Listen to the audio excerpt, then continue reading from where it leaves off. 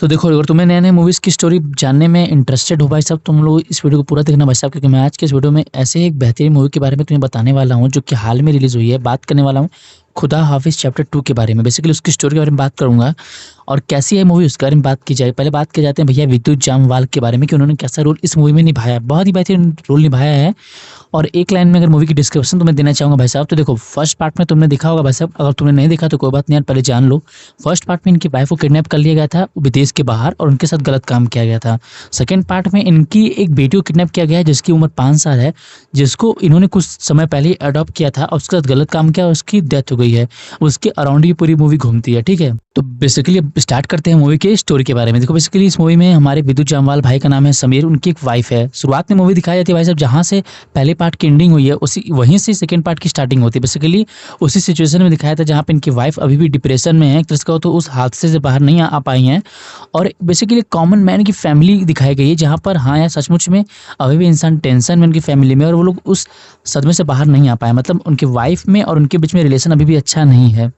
और मैं कसम बता रहा हूँ भाई साहब, इस वक्त समीर भाई साहब का इमोशन जो है ना, मतलब विद्युत जामवाल भाई ने जो इमोशंस दिखाया है स्क्रीन पर, काफ़ी अच्छा है। मतलब तुम रिलेट कर पाओगे यार कि हाँ यार, एक मैन जो होता है फैमिली में, उसका इमोशन कुछ इसी प्रकार होता है जिसके फैमिली में कुछ अच्छा नहीं चल रहा होता है तब। अब बात करें भाई मूवी के सॉन्ग के बारे में, तो बेहतरीन सॉन्ग है भाई साहब, कसम बता रहा हूँ, दिल को छू देने वाला सॉन्ग है। और बहुत सारे सॉन्ग मूवी में हैं और एक तरह से कहो तो इमोशनल सॉन्ग्स टाइप के सारे सॉन्ग हैं और काफ़ी इंटरेस्टिंग सॉन्ग है यार, दिल को सुकून मिलता है, बस यही कहना चाहूँगा।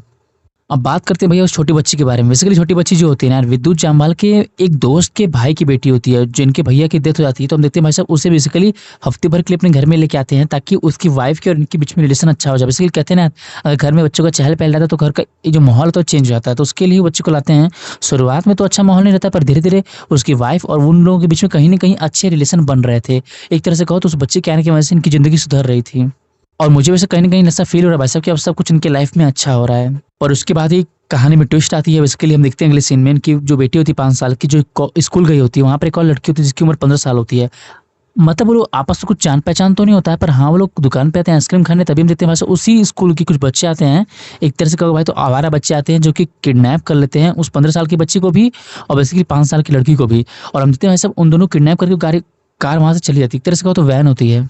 अब देखो भाई साहब, यहाँ से तुम दोगलापन देखोगे पुलिस का। बेसिकली हम देखते हैं भाई साहब जो होते हैं हमारे समीर भाई साहब, और वो जो 15 साल की लड़की होती है उसके भाई जो होते हैं, वो दोनों जाते हैं पुलिस स्टेशन में ताकि कंप्लेन लिखा सकें उन किडनैपर्स के खिलाफ। बेसिकली विद्युत जामवाल कहते हैं यार कि वहाँ पर जो आई विटनेस वो कह रहा है कि उस स्कूल की बच्ची से किडनैप किए, तो आप लोग रिपोर्ट लिखिए और जाके रिसर्च करिए। बेसिकली जाकर उन्हें ढूंढिए। तो हम देखते हैं भाई साहब पुलिस जो होता है ना, उनकी एफआईआर लिखता ही नहीं है, उनको भाव ही नहीं देता है।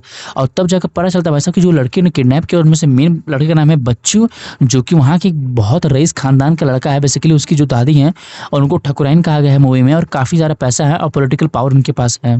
तो तुम यहाँ आइडिया लगा सकते हो भाई साहब कि अब यहाँ पर कहीं न कहीं लड़ाई है एक गरीब बाप की और एक अमीर गैंगस्टर की। तो अगले सीन से एक और नए कैरेक्टर की एंट्री होती है जो कि जिसका नाम होता है राशिद। अब मैं सच में बता रहा हूँ भाई साहब, रियल गैंगस्टर तो मुझे ये लग रहा है। बेसिकली उसे ठकुराइन एक तरह से कहो तो हायर करती है कि जाओ यार इस केस को सॉल्व करो। मतलब जो बच्ची है उन दोनों बच्चों को मारो और मेरे बच्चे को और 2-3 बच्चे जो उसके साथ जो लड़के हैं उनको सेफली अपने पास सुरक्षित रख लो। और मैं कसम बता रहा हूँ भाई साहब, इस चेहरे को एक बार तुम गौर से देखो, क्या तुम्हें सचमुच में खौफनाक भयानक नहीं लग रहा है भाई साहब? मैं कसम बता रहा हूँ, रियल गैंगस्टर तो ये है भाई साहब। और अगले सीन में तुम रिपोर्टर का सीन देखो भाई साहब, जो बेसिकली तुम्हें मिर्जापुर की गुड्डू भैया के पापा दिखाई देंगे। उनका भी काफ़ी अच्छा रोल है इस मूवी में। बेसिकली एक सच्चे रिपोर्टर का वो एक तरह से कहो तो रोल निभाते हैं, जो कि बुराई के खिलाफ लड़ रहा है। तो काफ़ी इंटरेस्टिंग उनका भी रोल है। मैं काफ़ी सेटिस्फाइड हुआ उनके रोल की तरफ से यार, बहुत ही इंटरेस्टिंग उनका रोल है। अब देखो भाई साहब, मूवी में ट्विस्ट बेसिकली यहाँ से आता है। हम देखते हैं भाई साहब जो 15 साल की लड़की होती है उसकी जान तो बच जाती है, बल्कि जो 5 साल की लड़की जो समीर की लड़की होती है उसकी जान चली जाती है। बेसिकली अटैक दोनों लड़कियों पे हुआ होता है, क्योंकि जो राशिद होता है वो दोनों लोगों को मारने की पूरी कोशिश करता है, पर किसी कारणवश उस 15 साल की लड़की की जान बच जाती है और 5 साल जो समीर की बेटी है उसकी जान चली जाती है। और इस सीन के बाद से तो भाई साहब समीर भाई अपना आपा खो देते हैं और वो अब गरीब फादर से हटकर एक तरह से तो विलन के रूप में तुम्हें दिखने वाले हैं। उनका बिल्कुल लुक चेंज हो गया है।